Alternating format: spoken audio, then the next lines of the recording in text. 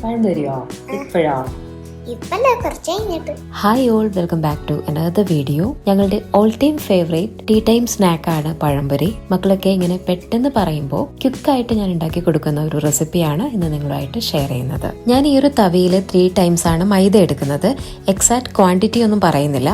ആ സെയിം തവിയിൽ ഏതാണ്ട് അത്രയും തന്നെ അരിപ്പൊടിയും എടുക്കുന്നുണ്ട്. നിങ്ങൾ എത്ര പേർക്കാണോ പഴംപൊരി ഉണ്ടാക്കുന്നത് അതിനനുസരിച്ച് മൈദയും അരിപ്പൊടിയും എടുക്കുക. രണ്ടും ഏതാണ്ട് ഈക്വൽ ആയിട്ടാണ് ഞാൻ എടുക്കാറുള്ളത്. ഞാൻ ഇതിലേക്ക് 2 സ്പൂൺ പഞ്ചസാര ആഡ് ചെയ്യുന്നുണ്ട്. പഞ്ചസാര ഓപ്ഷണൽ ആണ്. ഇവിടെ കുഞ്ഞുങ്ങൾക്ക് മധുരം ഇഷ്ടമാണ്, അതുകൊണ്ടാണ് കുറച്ച് പഞ്ചസാര ആഡ് ചെയ്യുന്നത്. പിന്നെ ഒരു 1 പിഞ്ച് മഞ്ഞൾപ്പൊടിയും മധുരം ഒന്ന് ബാലൻസ് ചെയ്യാൻ 1 പിഞ്ച് സോൾട്ടും കൂടെ ചേർക്കുവാണ്. ഇനി ഇതെല്ലാം കൂടെ മിക്സ് ചെയ്തിട്ട് കുറച്ചായി ഇതുപോലെ വെള്ളം ഒഴിച്ച് നല്ലൊരു സ്മൂത്ത് ബാറ്റർ ആക്കി എടുക്കാം. ഒരു ഹാൻഡ് വിസ്ക് യൂസ് ചെയ്തിട്ട് കട്ടയൊന്നും ഇല്ലാതെ നന്നായിട്ടൊന്ന് മിക്സ് ചെയ്തെടുക്കുക.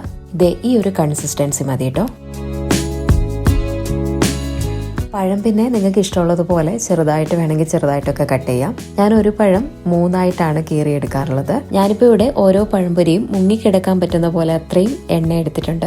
അപ്പോഴായിരിക്കും പഴംപൊരി കാണാൻ നല്ല ഭംഗിയുണ്ടായിരിക്കാം. നമ്മൾ എപ്പോഴും പിള്ളേർക്കൊക്കെ വീട്ടിൽ ഉണ്ടാക്കി കൊടുക്കുമ്പോൾ ഇത്രയും എണ്ണയൊന്നും എടുക്കണ്ട.